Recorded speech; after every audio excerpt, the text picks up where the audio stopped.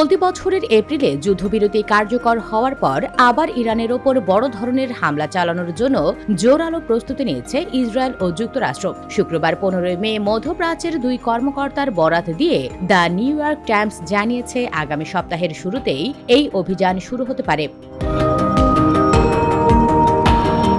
মার্কিন কর্মকর্তাদের মতে সম্ভাব্য একটি বড় পরিকল্পনা হল ইরানের ভূগর্ভস্থ বা ধ্বংসস্তূপের নিচে চাপা পড়ে থাকা পারমাণবিক সরঞ্জাম উদ্ধারের জন্য সরাসরি ইরানি ভূখণ্ডে কমান্ডো অভিযান চালানো। তবে সামরিক সূত্রগুলো জানিয়েছে এ ধরনের অপারেশন অত্যন্ত ঝুঁকিপূর্ণ। কমান্ডোদের নিরাপত্তা নিশ্চিত করতে হাজার হাজার সহায়ক সেনা মোতায়েন করতে হবে এবং ইরানি স্থলবাহিনীর সঙ্গে সরাসরি তীব্র লড়াইয়ে জড়িয়ে পড়ার সম্ভাবনা রয়েছে।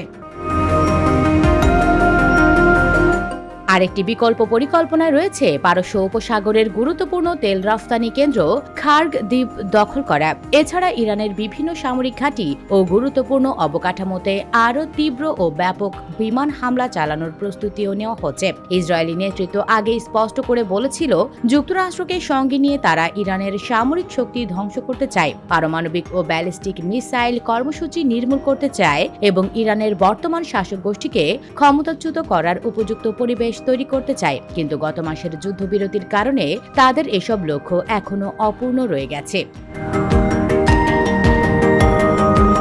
পরিস্থিতি এখন অত্যন্ত উত্তেজনাপূর্ণ।